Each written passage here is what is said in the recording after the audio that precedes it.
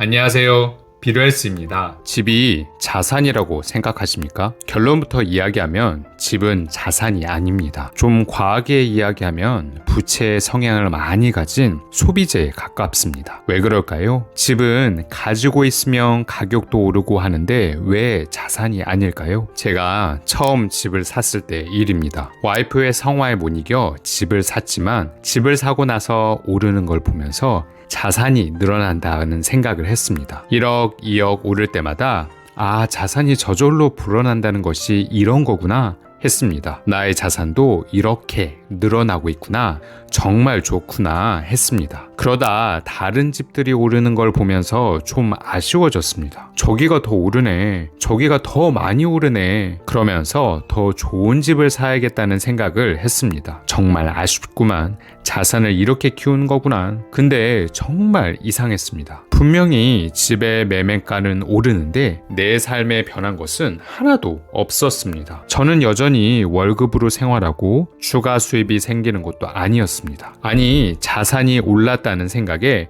소비만 더 하는 것 같았습니다. 이게 무슨 상황이지? 집은 참 좋은 공간입니다. 가족과 행복한 시간을 보낼 수 있고, 밖에서 지친 몸에 휴식을 줄 수도 있고, 피곤을 회복할 수 있는 귀한 곳입니다. 특히 한국에서의 집은 단지 휴식과 안정을 넘어서 계층을 형성하고 재산의 척도가 되며 때로는 삶의 목표가 되기도 합니다. 매년 가장 비싼 집에 대한 기사가 나오고 그들을 보고 부러워합니다. 강남에 사는 걸 꿈꿉니다. 그래서 그런지 우리들은 집에 집착합니다. 좋은 지역에 넓은 평형의 좋은 집에 대한 선망을 드러냅니다. 그게 스스로를 드러내는 중요한 요소로 생각합니다. 좋은 집은 그만큼 높은 가격을 형성하고 있는데 이를 높은 가치로 판단합니다. 네, 가치도 높고 자산도 맞습니다. 그 자체로 보면 자산입니다. 문제는 그게 내가 거주하는 집이라면 자산이 아니라는 것입니다. 현재 거주 중인 집을 재산 축적의 수단으로 여기는 것은 부를 쌓는데 큰 장애물이 됩니다. 집을 마련하기 위해 들어간 상당한 자금이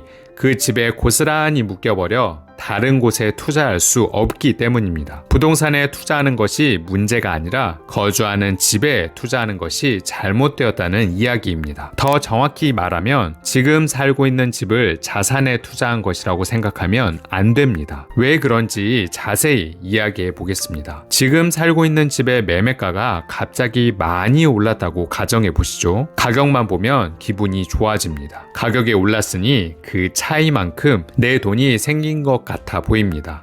그리고 그걸 실제로 팔면 수익이 생기는 것도 맞지요. 그런데 그 집을 팔고 나면 우리는 어디에 거주하나요? 그게 문제인 겁니다. 단순히 투자로 우리가 살고 있는 집을 볼 수 없는 이유입니다. 특히 우리 집이 올랐다면 내가 가고 싶어 하는 곳들도 모두 올랐을 겁니다.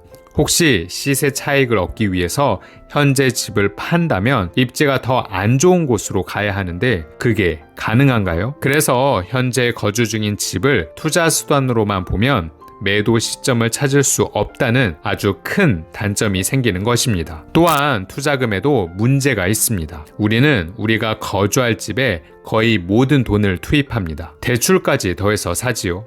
그러면 저축이라는 것이 거의 불가능합니다. 수입의 모든 것이 지금 거주하는 비용으로 들어가고 맙니다. 투자라는 것 자체가 불가능해질 수 있습니다. 자산은 그 자체로 돈을 만들어내고 가치가 일정하거나 상승해서 그 규모를 늘릴 수 있어야 합니다. 그런데 우리가 거주하고 있는 집은 돈을 만들어내기는커녕 돈이 들어갑니다. 또한 가치는 상승하기도 하지만 그게 규모를 늘릴 수 있도록 만들어주지 않습니다. 부자 아빠, 가난한 아빠에서도 끊임없이 자신에게 돈을 만들어주는 자산을 사라고 합니다. 그러나 그 자산에 우리가 사는 집은 포함되지 않습니다. 우리가 거주하는 집은 돈을 벌어다주는 자산이라고 하기보다는 부채 덩어리 소비재로 보는 것이 더 맞습니다. 1주택으로 계속 갈아타면서 상급지로 가는 것은 자산의 크기와 거주 환경만 바뀐 것일 뿐 자산이 스스로 증식을 한 형태라고 보기는 어렵습니다.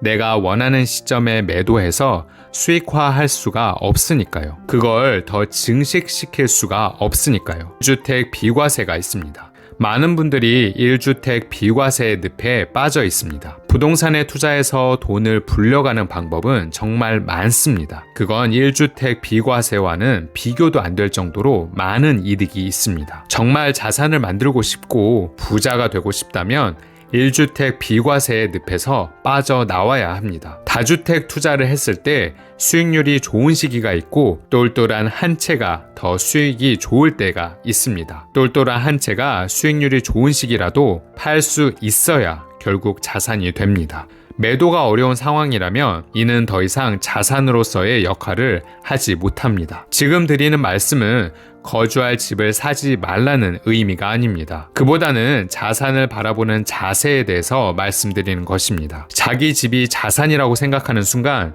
투자에 있어서 왜곡이 생길 수밖에 없고 이는 부자가 되는데 걸림돌이 될 수 있습니다. 자산을 매수하십시오. 자기 집이 아니라 그 자체로 돈을 만들어내고 가치는 일정하거나 상승해서 규모를 키울 수 있게 해주는 자산을 매수하십시오. 비럴스는 제가 어떻게 자본주의 세상에서 경제적 자유를 이루어가고 있는지 이야기하는 곳입니다. 책 이야기, 투자 이야기, 부자 이야기를 통해서 모두 함께 부자가 되길 바랍니다.